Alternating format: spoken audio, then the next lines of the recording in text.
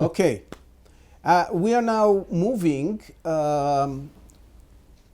from biography will come back, but I want to discuss with you not necessarily game theory, but really broader questions that I'm curious about, and I'm sure people who are going to watch this video are curious about. And I would start with religion and evolution. Evolution is always thought, and I never understood why, but this is the case not only among Jews but also among very religious Christians, that it come against religion, right? It's God creation and not some sort of a mechanism. And I know you are a big fan of evolutionary theory, and I want to ask you about whether you have conflict with this. Let's ask a more broader question: whether you have conflict with the way religion and the Bible portray creation, in the broad sense, and the way scientists do it these days.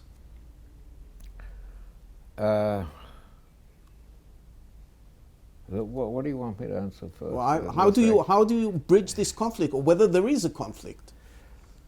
Well, I don't. I don't think there is a conflict, and let me say why. I mean, on the face of it, there does appear to be a conflict. Yeah.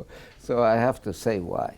First of all, I have to say that I don't know about the Christian religion or the Muslim religion, but the Jewish religion is mostly a matter of doing things, is not thinking things. All right? It's doing them. It's mostly a matter of doing them. I thought belief is something very crucial. Yeah, belief is in crucial, God. yes, but okay, right, I will come to that, yeah. Absolutely, okay? I will come to that. And, but first let me say that the action part, fulfilling the commandments is the central part of the religion.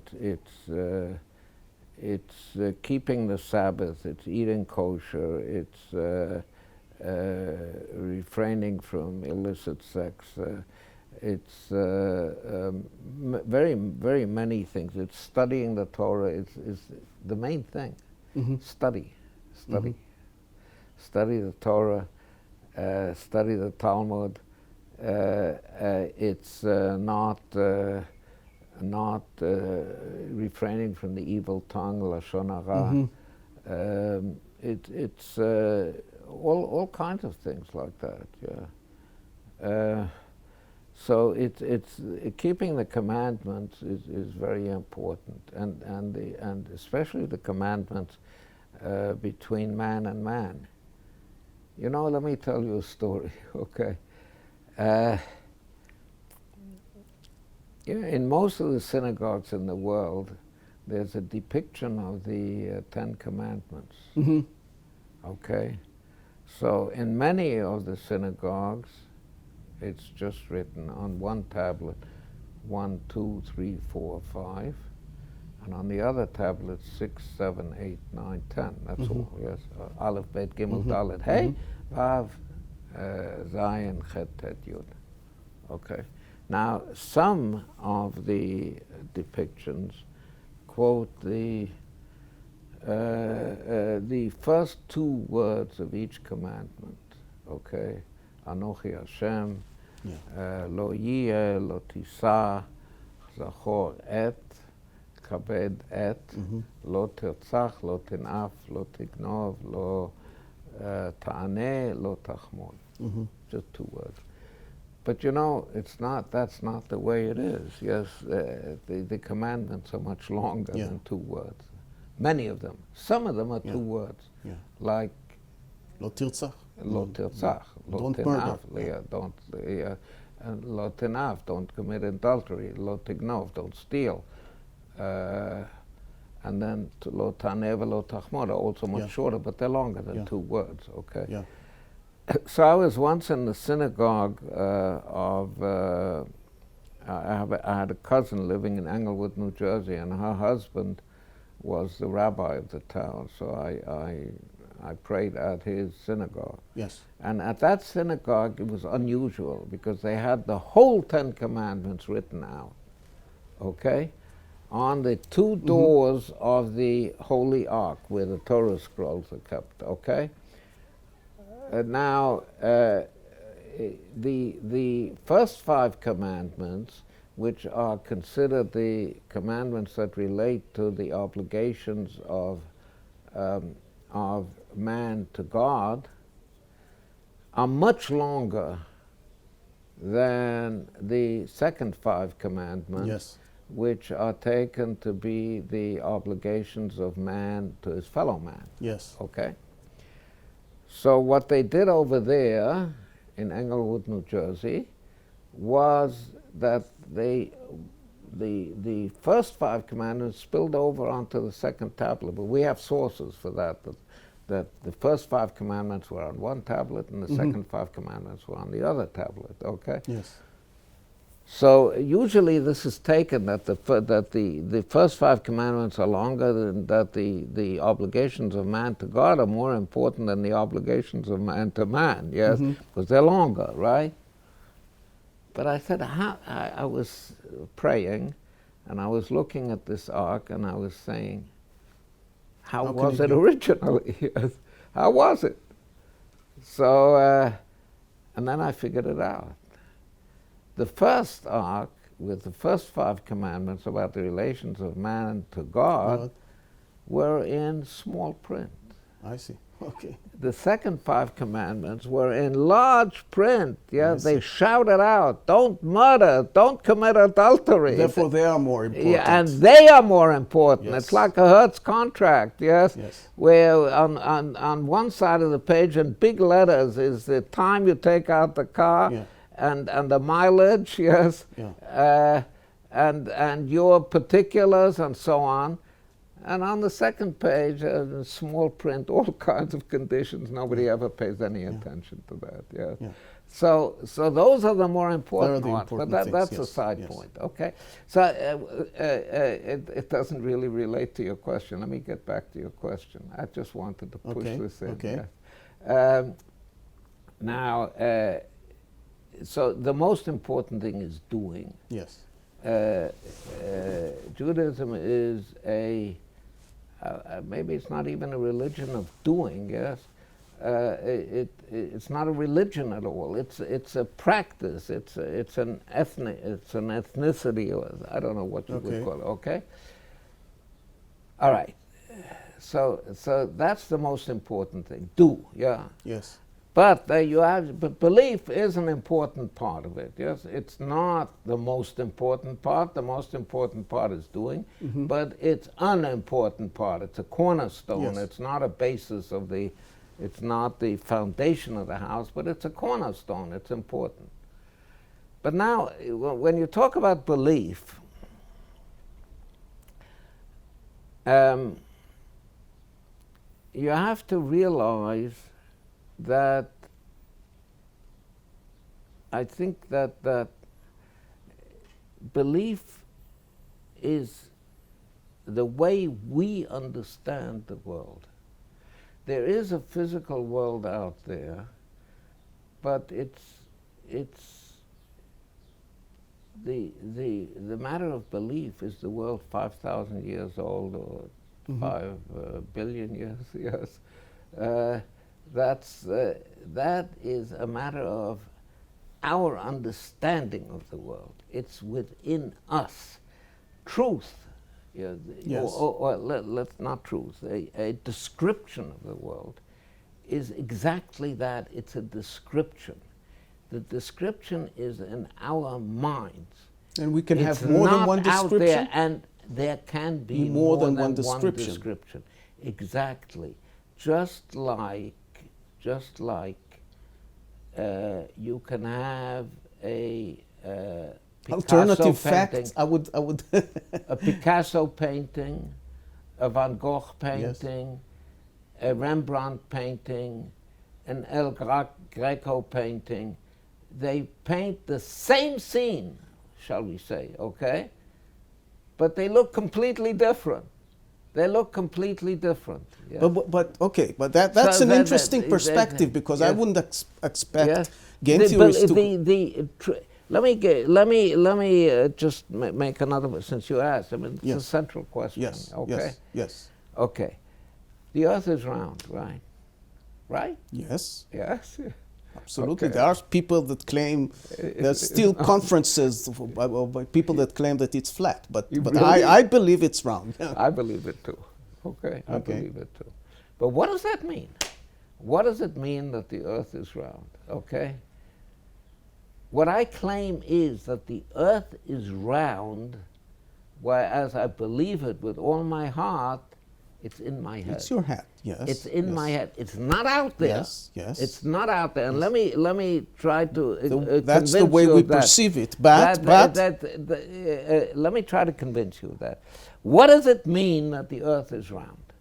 What it means is that there is a point within the Earth such that the distance between that point in the Earth to any point on the surface of the Earth is equal to the distance between that point in the Earth to any other point on the surface of the Earth. Oh, approximately equal, not exactly, okay, but fine. Yeah. Now, that's a mouthful already. Oh, that's, yes, okay. And it's not finished there. It's not finished there. What does distance mean? Okay, what is distance? Well, basically distance is you take a ruler and you measure the distance from this point to that point, and then the number that you see on the ruler. But you can't do that with the distance from here. You have to use all kinds of fancy theories to reach that conclusion, yes? Or else you can say the world is like an orange, yes, or an apple, or a tennis ball, to be more precise. The world is like a tennis ball, you could say. But like, what is that like thing? It's in our head, yes? These are very complex ideas. Just the Earth being round, it doesn't sound like a complex idea. But if you try to spell it out, it's a complex idea, and it's in our head. It's not out there.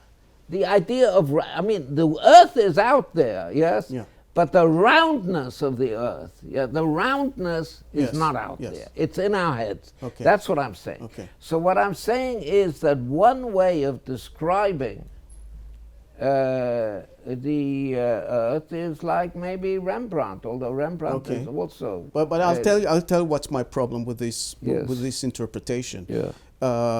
For you, as a decision theorist, okay? I mean, when in decision theory, we're talking about beliefs and actions, okay?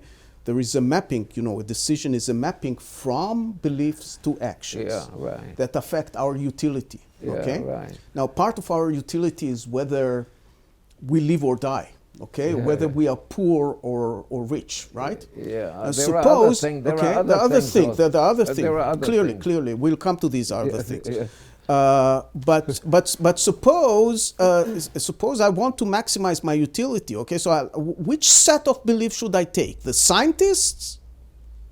If I want to travel to the U.S. and I believe that the world is flat, I probably won't get there.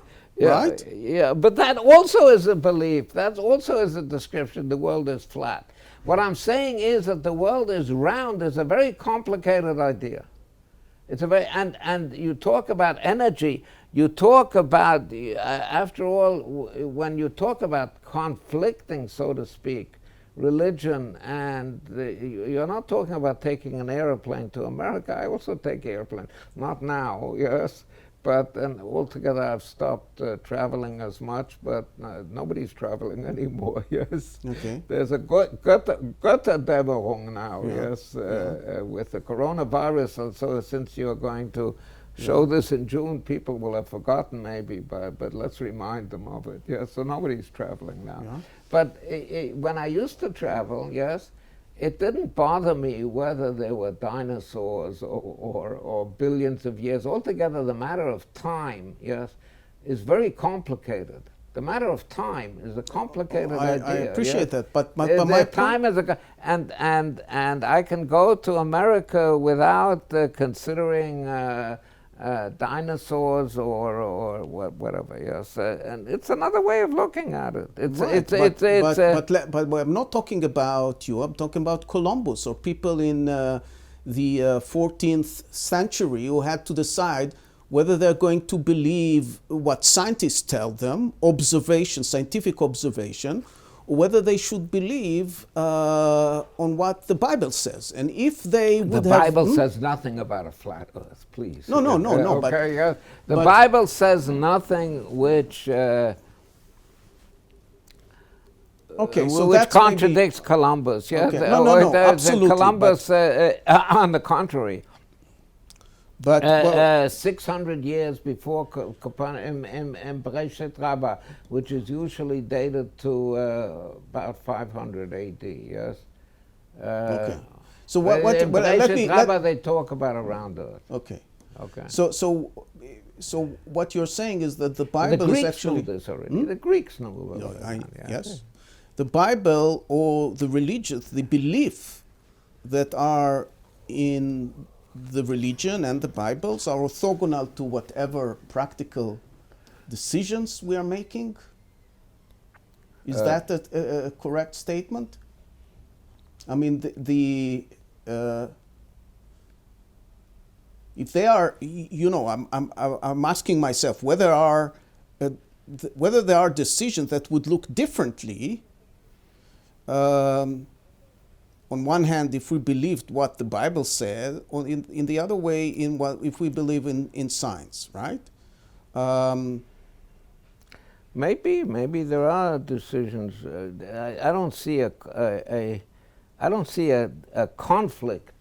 Okay. I don't see a practical conflict now. No. Obviously, there is not a practical conflict because you're living with it for 90 years and you haven't encountered I don't see one. a practical conflict. But let me suggest to some extent I was surprised. There may be some practical conflicts. By the way, there are I think passages in the Talmud which refer to.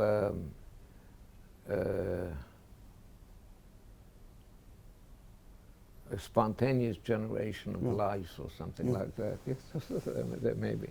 But even that, you have to get rid of lice, yes, one way or another, yes. But let me tell you something about my encounter between the conflict between religion and evolution, and this is when I was asked to give a talk to Israeli teachers from all sectors about my book, Feeling Smart, that you read. And as part of my talk, I mentioned evolution, okay? Yeah. And there were some religious people in the crowd, and when I started mentioning the word evolution, they stood up and left the hall, okay? Yeah, okay. But then I approached them and said, if they can explain what's so bothering about the notion of evolution for somebody who is religion, and I also offered an argument why there shouldn't be, and I want to hear your opinion about it. I said, if you believe in God, then why won't you let God handle the world the way He sees fits? Yeah. And if it's the evolution that why do you want to dictate God how He should handle creation? Yeah. Right. Right. And evolution is a mechanism. Yeah. Right. And there isn't a mechanism which is more pure than another one, right? In terms of religion. Is that something that you feel also about? I go along with that entirely, yes. You hit exactly. You may have heard this from me and forgotten. I might, yes. Yeah, no, I go along with that entirely. You say yesterday My hobby is carpentry, yes. So I built a table yesterday, okay? And maybe this, I'm not so pure, you know, pure carpenters don't use nails, yes, but I used nails, yes, to build a table. So I built a table, okay? So I used nails for that, okay? Kodesh Baruch Hu uses evolution. Yes. Yeah. It's exactly what you say, yes. It's exactly what you say. And in fact, there are passages in the Midrash. I mentioned the Midrash Rabbah before, Breshit Rabbah, that talk about evolution. Yeah, they use that word, not evolutia, but mitpatachat v'olechet or mashu kazeh. Developing, yes. Yeah, developing. So I don't see a problem with that. Okay. I think the problem is more with the problem is more with description and the genealogy of time. Yes, that it appears from the Bible that the world was created 5,720 years, 780 years ago, 5,780 years ago. But that, you know, I think that's. Yeah. Okay. It's just a different way of describing things. Bob, to summarize this discussion on religion, I would like you to say to us, what is religion for you? Whether it's preferences that lead to choice, desire, or need for spirituality. What does it actually come from for you? It's a way of life, okay? It's a way of life. I don't think too much about where it comes from. I've been doing You've never been in a situation where you ask yourself, should I continue with this way of life, or should I have it's good. It's good, yeah. You're having a great meal, yes. I'm sure that's So you're having a great meal, or you're listening to a great concert. Should I get up in the middle of the concert and walk out? Yes. No, it's great. Yeah. It's wonderful. It's very satisfying. It's very uplifting. You feel you're doing something worthwhile. It's very family oriented. Yes. There's something that occurred to me this morning while looking at my Facebook. There was one very non-religious person that said, in relation to the corona, he said, I don't believe in God, but I'm looking for a replacement to, religious people say, I am okay, Bezrat Hashem. Okay? I'm looking for a replacement, a non-religious replacement for the expression with God will. Okay? Because when you say God wills, you have some sort of a spirituality impulse in your, right? That I think religious people, this is for me one of the thing that I think religious people are benefiting from being religious. And non-religious people are constantly looking for ways to produce it in other ways. And I tell you, for non-religious people, there are other ways to generate spirituality, which is, you call this as these other things rather than the material aspect that make but us it's not survive. Our spirituality is very concrete. Yes, it's not very spiritual. Okay, it's concrete. We get up in the morning and we put on tefillin and we wash our hands and we say the Shema and the Shemona Esrei and we say our prayers and then we have breakfast and then we. And it's automatic. That's what you say. It's not automatic. Yes, we there are one can't possibly concentrate on everything in the Yes. prayers, but there are opportunities to concentrate on certain parts. For example, let me just give you an example. Okay, there's a prayer in the 18 benedictions, which are really 19, but called 18 benedictions. Okay, where we ask God, "Rafa'enu Hashem v'nerafei," okay, and which means heal us. Heal us, God, and we will be healed. Okay, that's what it means. Now, in this prayer, there is a place to insert specific people that are ill and that you're thinking of. Yes. Okay, so I insert them. I insert two people. One of them is maybe I shouldn't mention it, but certain specific people. Yes. I don't want to Okay. quote. Yes. Yes. And you think about these people, Yes. okay? You think about these people, and there are also there's one of the 19 benedictions is that we thank God, okay? And there's a list of things that we thank Him for, and in that we think of specific instances. Yes, yes, the miracles that.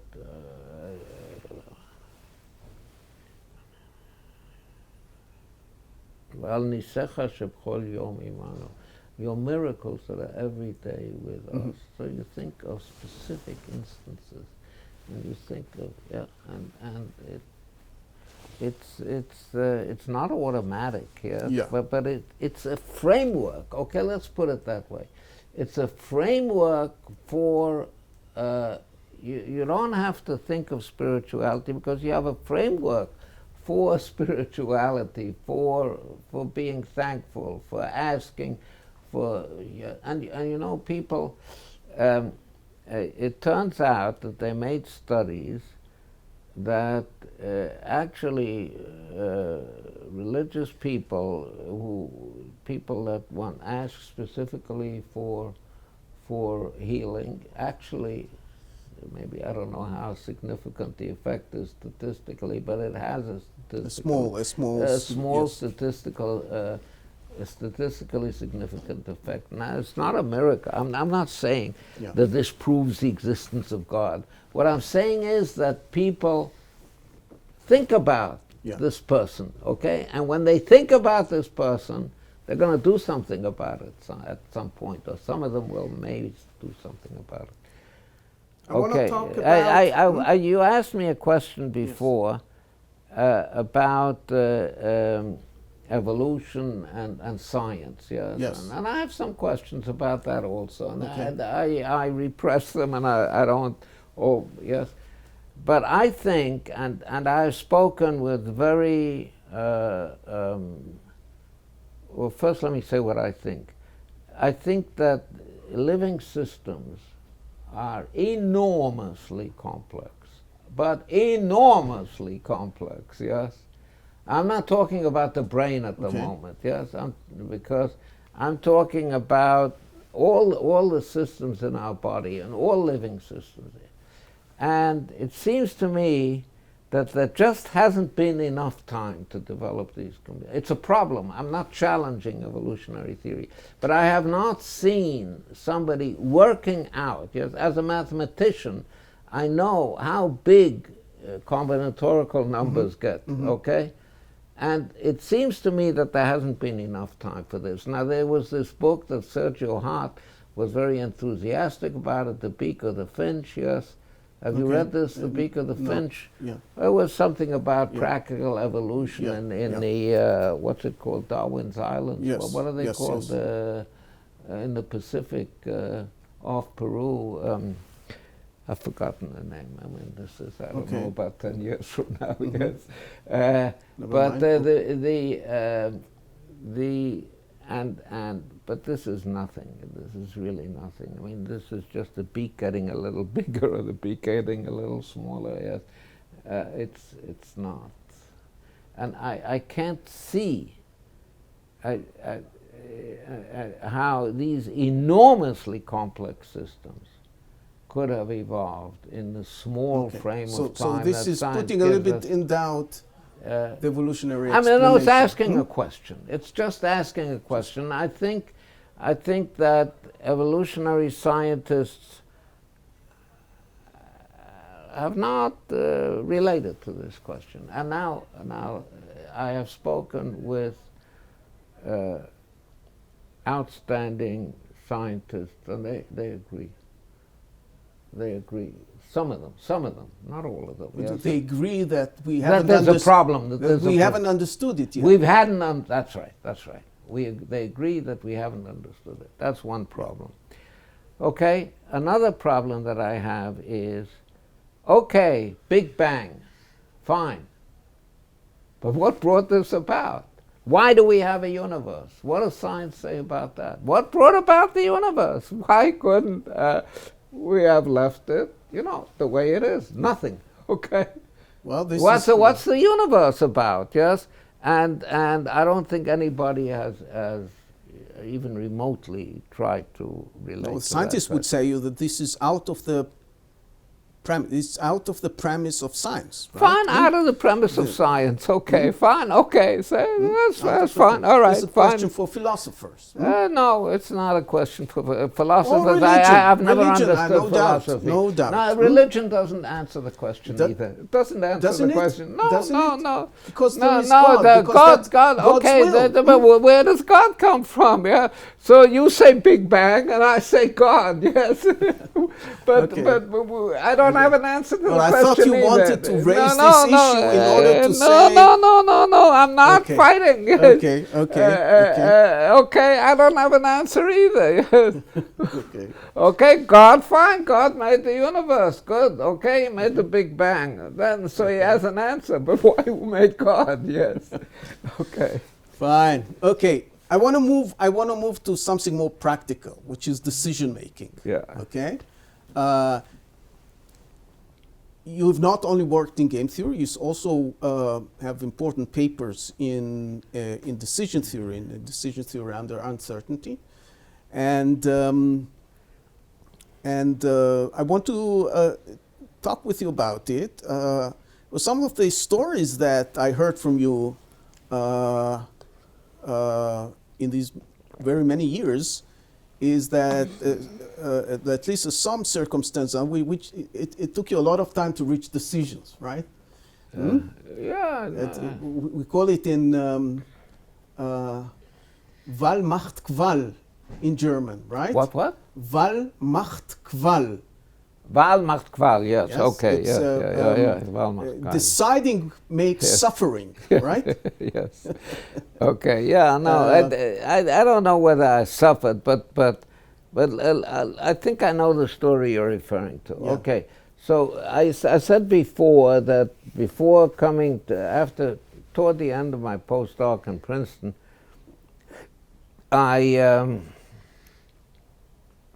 I started looking around for something to do after the postdoc, and one of the places I applied to was the Rand Corporation. I was turned down by them, thank God, and there were 4 or 5 other places. One of them was Bell Telephone Laboratories in Murray Hill, New Jersey, and one was the Hebrew University. Mm-hmm. Okay, now. Now, I was a Zionist, yes, and my wife was an Israeli girl. May I be allowed? Nowadays, you're not allowed to say girl, so she was an Israeli woman. Okay. And you were a boy, and she was a girl. That's okay. Right. That's right. Yes. Yeah, and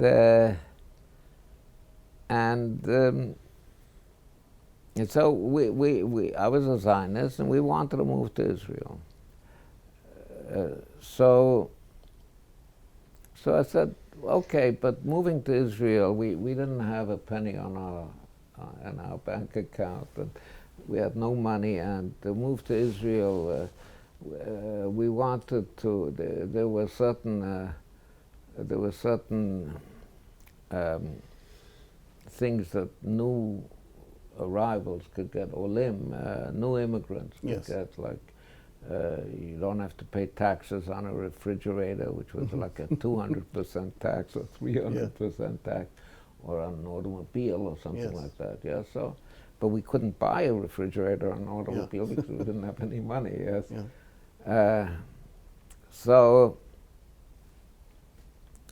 we said, let's work here for a few years in America and make some money, yes. And we had an offer from the Hebrew University, from these other places, and from some universities. But Bell Labs, which was an attractive place, it was a good working place, scientifically, professionally, yes, but it also offered much more money than the Hebrew University, much more.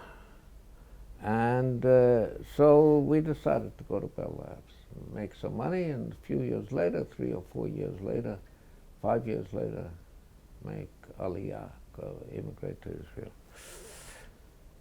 So I went down to Bell Labs and I signed the papers, and they gave me $1 in order to, that all my inventions belong to Bell Labs, yes. You have to have a consideration for that. And I signed the papers and so on. Okay. And I came home in the evening and I said to Esther, my wife, Esther, we made a mistake, okay? Now, I had been agonizing on this, not for a terribly long time, but for 3 weeks we had been thinking what to do. And we came down on Bell Labs after 3 weeks of thinking about it. And that evening after doing it, yes, I said, no, we made a mistake. What's the mistake? The mistake is that we had been shortly married, maybe a year before or something like that. We'd been married.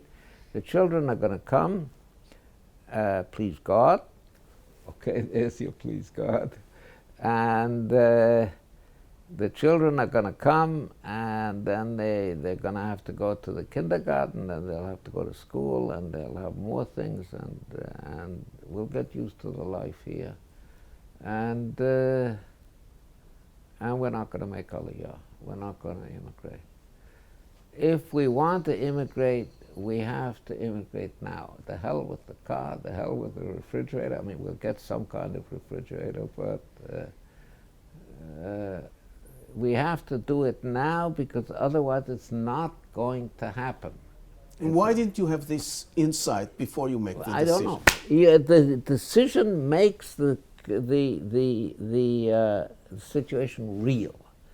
It's suddenly, from a hypothetical situation, it becomes real, okay? I don't know why, okay? You ask Maya or somebody like that. You ask a psychologist, okay? I don't know why. But you cannot imagine the situation when it's not real. So at least I wasn't able to. I'm not saying it's impossible. You have to make decisions based on hypothetical situations. And this is but I said we have to go now. So I called Bell Labs in the morning and I explained the situation. And I said to them, look, I gave my word, I signed papers, I'm not going to disavow what I signed, but I'm going to stay for 1 year. 1 year. And there's the 13th Amendment to the Constitution of the United States forbids Abolish slavery. Yes.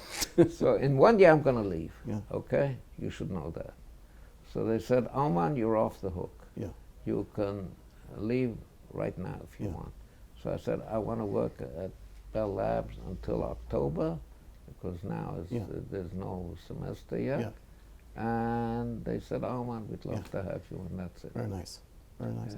And this is also why you believe that one of the major forces that make polls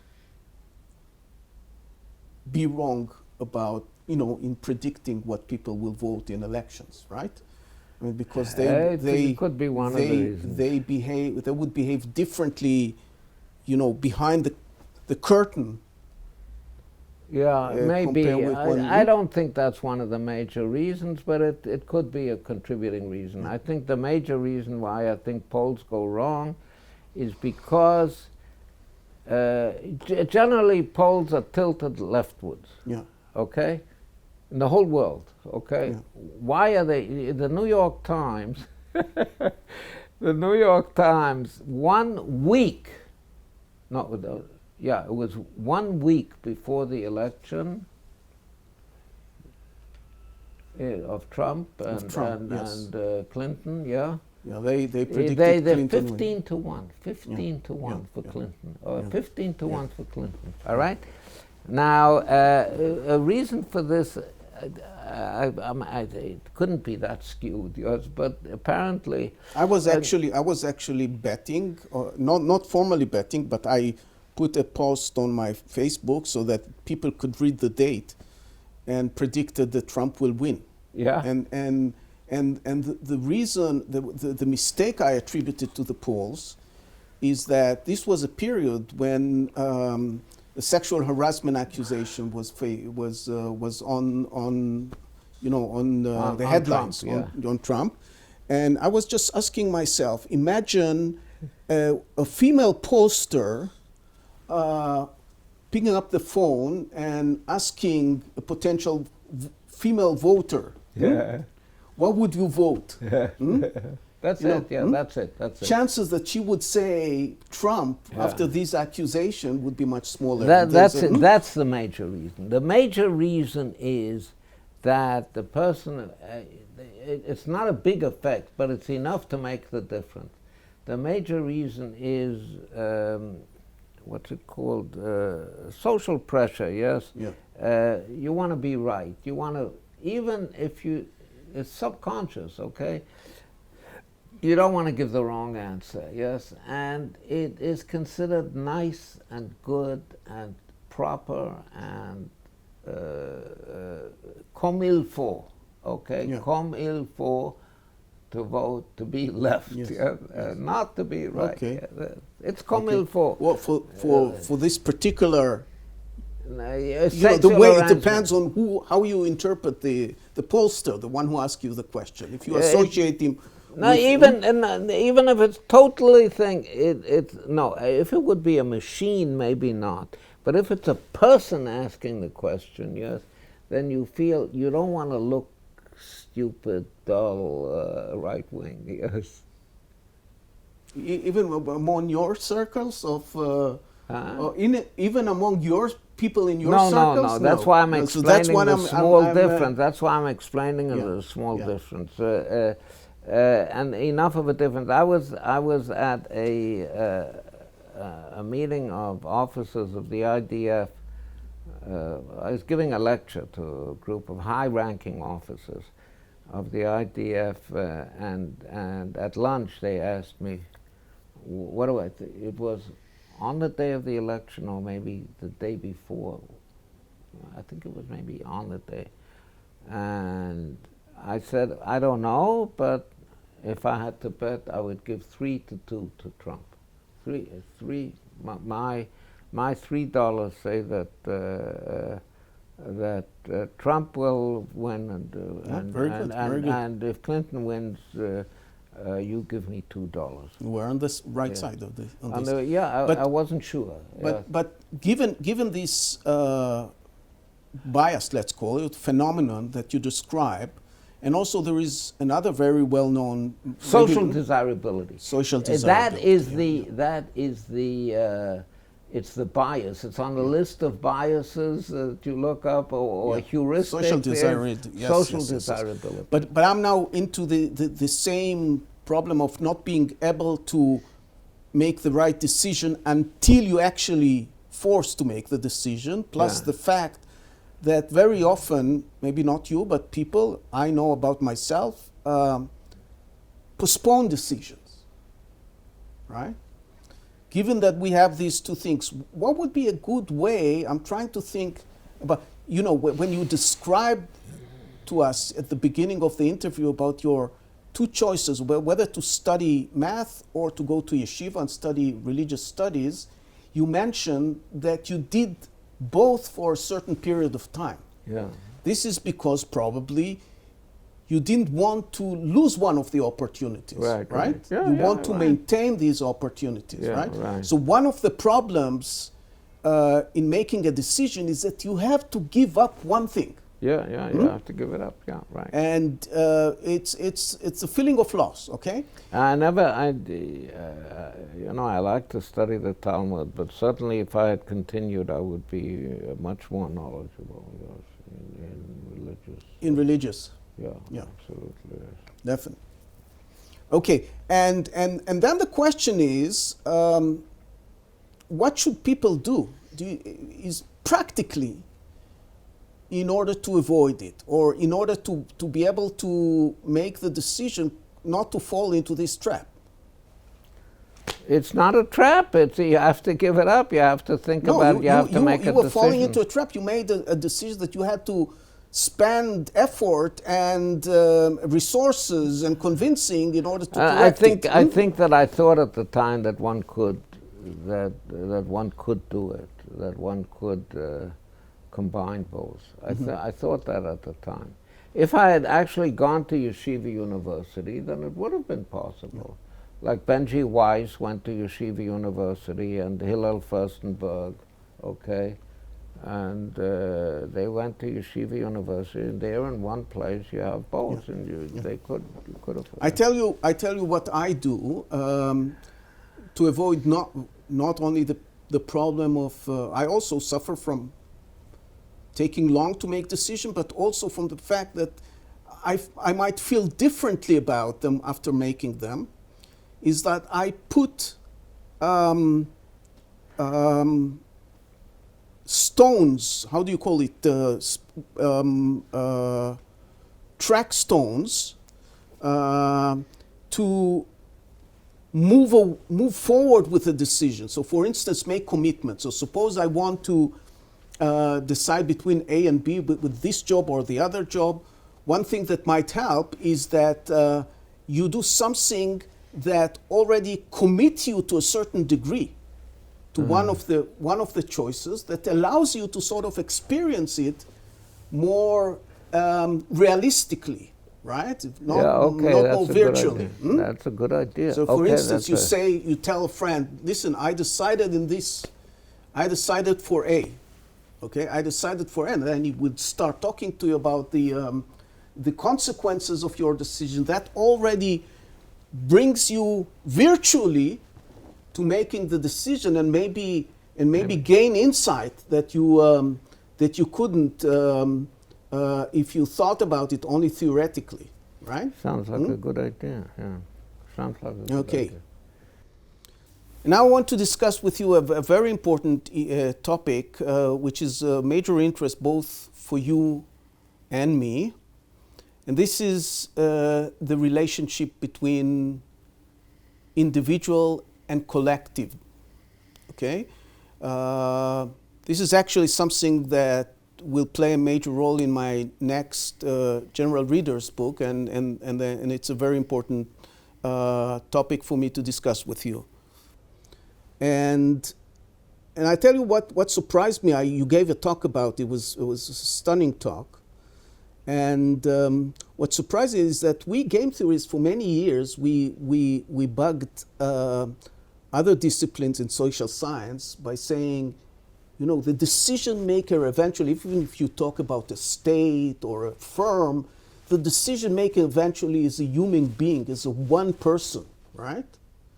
And we have to focus on the interest and the incentives of a single individual, not on a group, right? And the sociologists would always say, no, it's more complex.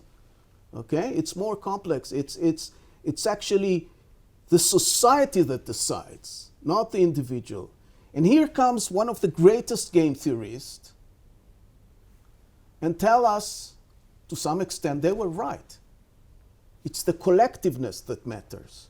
It's the group. Collectives. It's the collectives. Yeah. It's the group, That's not right. the individual. So Not we the individual. we should start. We should start writing models in game theory where the decision maker is a group, Absolutely. I mean, we shouldn't start. We should continue. We've been doing this a long time. Most of our... No. You read the applications of game theory. Who are the players? The players are in World War II, United States versus Germany. Yes, they're not players, right? According to your description, but the train was always going more micro into the decision makers. That is okay, right? I have a lecture on that. I can give you the. I heard this lecture. I heard this lecture. I just said we can append it to this talk, the slides. Yes. This is in theory, okay? In theory, it's like you say that the individual is the player, but it has been for a long time in applications. The player has been the collective. Yes, it's IBM versus this. You read books about applications of game theory. You never talk about an individual. Almost never about an individual. Read O'Neill. Read Brandenburger. Yeah, it's always corporations, countries, unions, this and that. All right. So how does one reconcile this with what you were saying? You use a savage small world principle. Yes. It's too complicated to go into each one. This leads to a big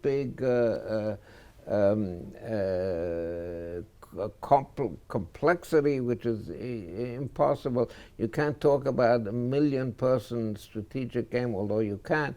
But it's too common, so we make a small world decision. But really, the player is the thing. So what I say is the individual. So I say no. Really, the player is the collective. Okay.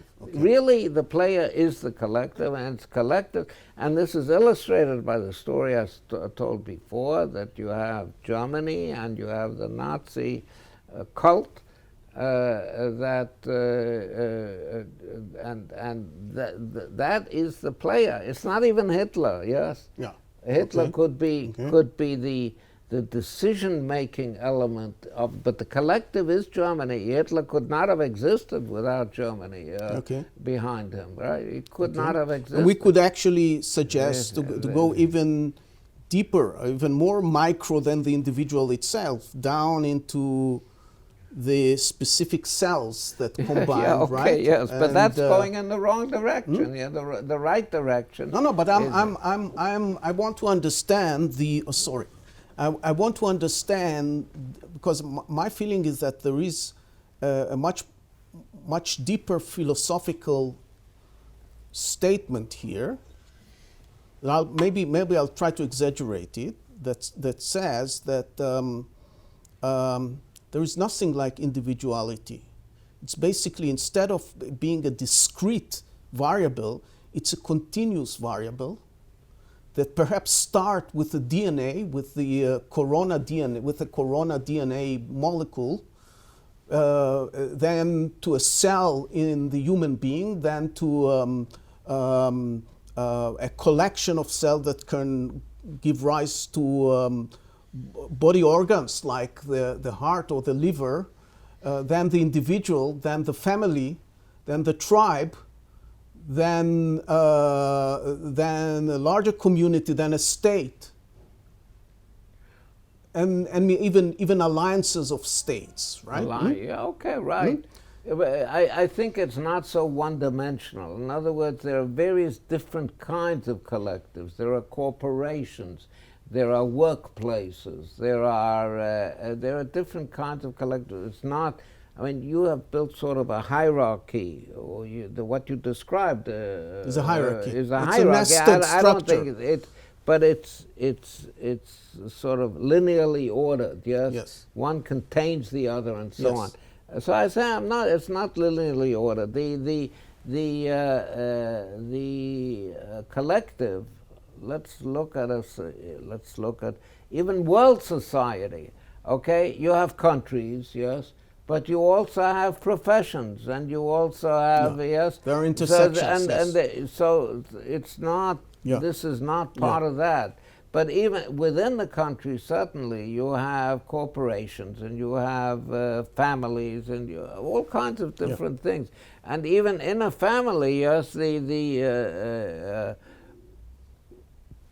my grandson could belong to a youth movement, so he is in or the twin story that one, or the twin story that one, stories, if one was fought for the Germans and the other was Jewish. Yes, yeah.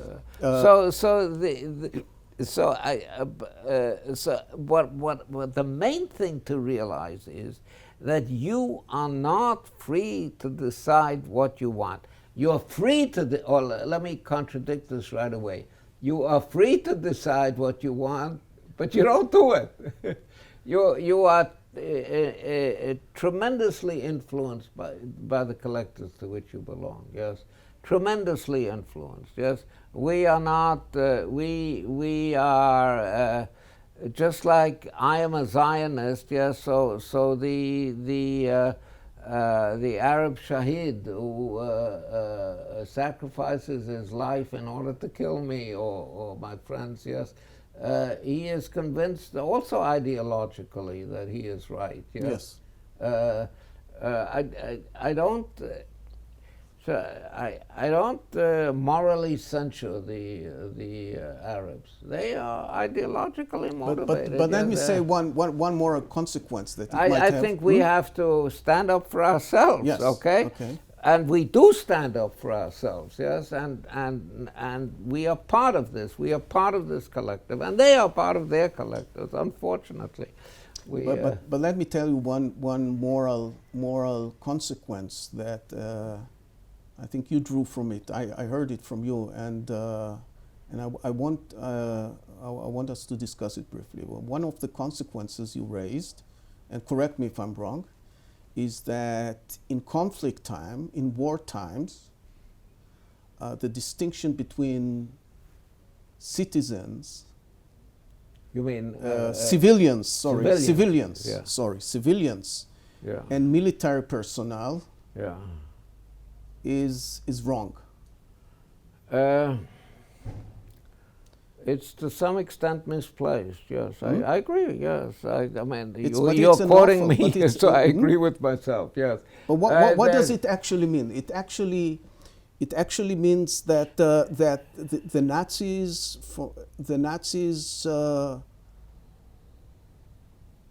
by the way, in World War II, this is something new. This distinction is something new, and I have witnessed in my lifetime this distinction becoming more and more important. By the way, especially in Israel. Okay, especially in Israel, we are very, very, or especially relating to Israel. Other people criticizing Israel, but also in Israel itself. It has become it's something that in the rest of the world nobody pays attention. I think we are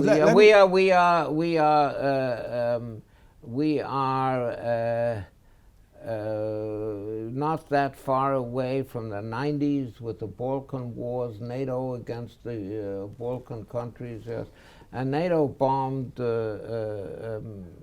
without compunction at all, yes. It did a lot of bombing of civilian centers and so on. Maybe. Yeah.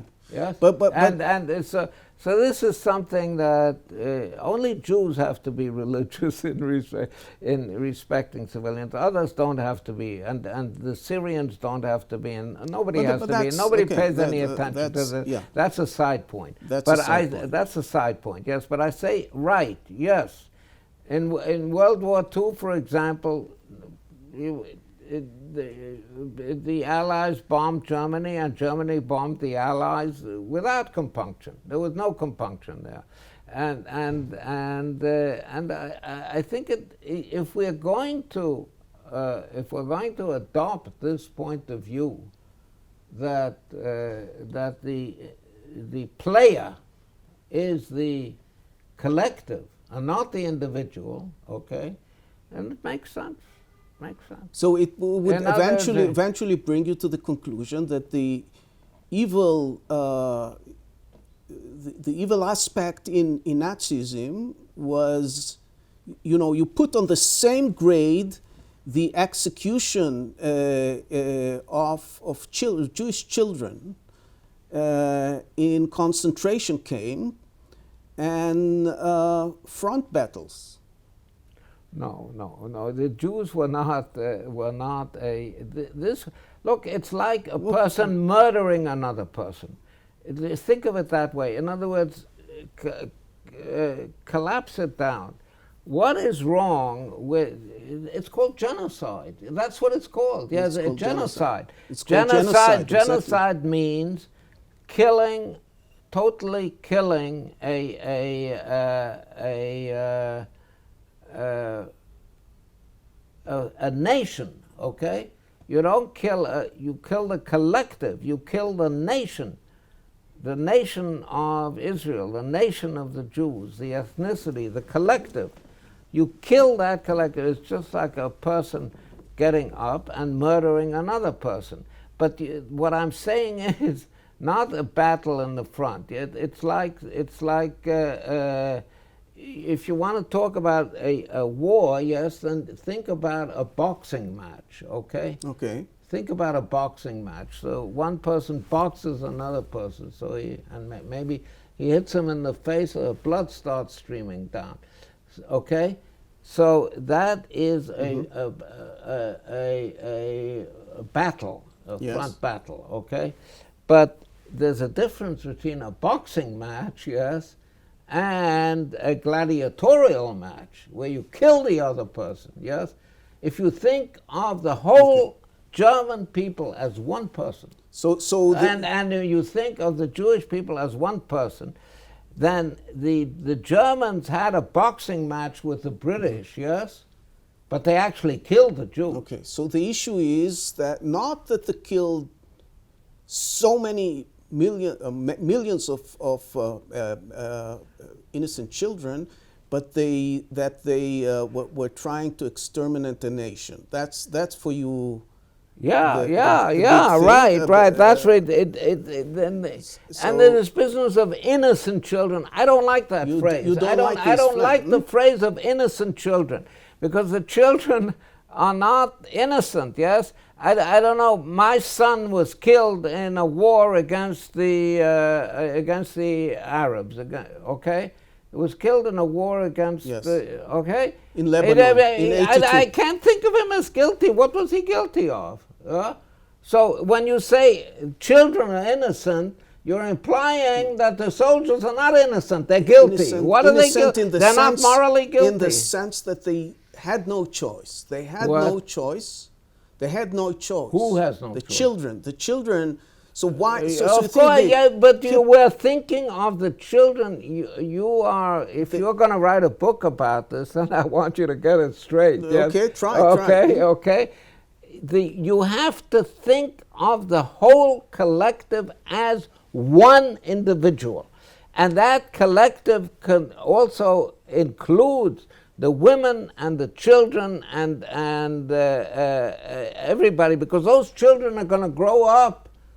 Yeah, those children are, and I'm not against their growing up, but they're going to grow up to hate you, okay? They're going to grow up to kill you. They're going to grow up to join this collective. It's part of the whole collective. It's part of the collective. Now, I really think that war is a terrible thing. I really think that it's a terrible thing, but I think this distinction between innocent civilians, yes, and guilty soldiers is artificial. It's maybe because I grew up in World War II, where people were killing each other all the time, but that's it. That's what I feel. Okay. It's now. Okay, let's continue with this line of, my nested story. Yeah. Eventually,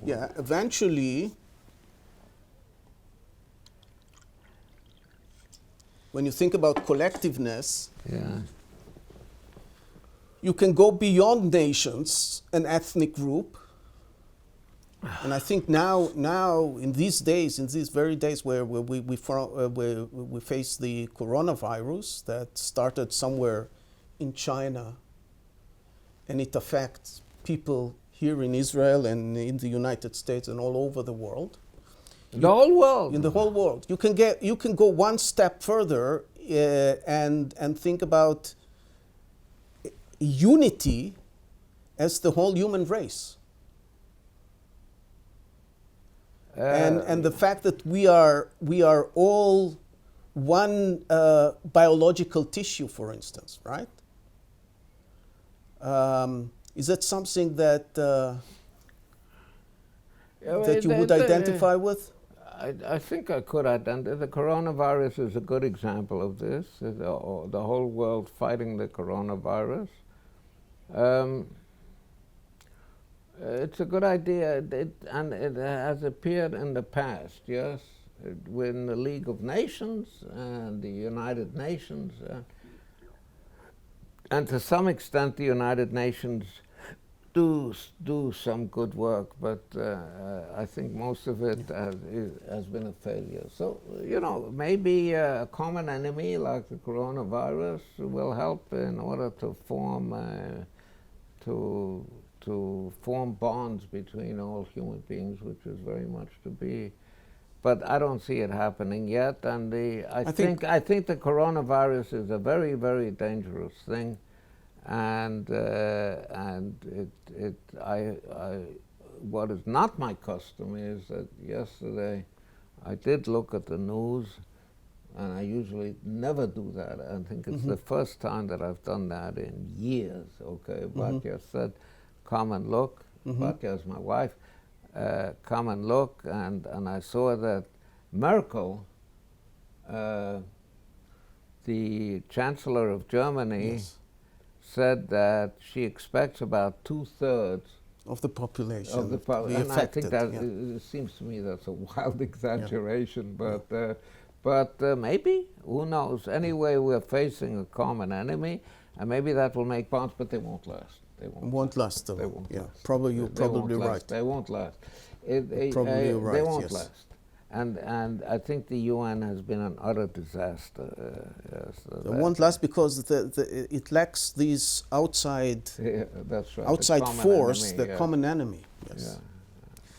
Bob, we're about to close, but I want to ask you if you have any other issue that I just wanted to add. Yes. I wanted to add to the story about. The knots. About the knots, yes. Yes. I wanted to add to that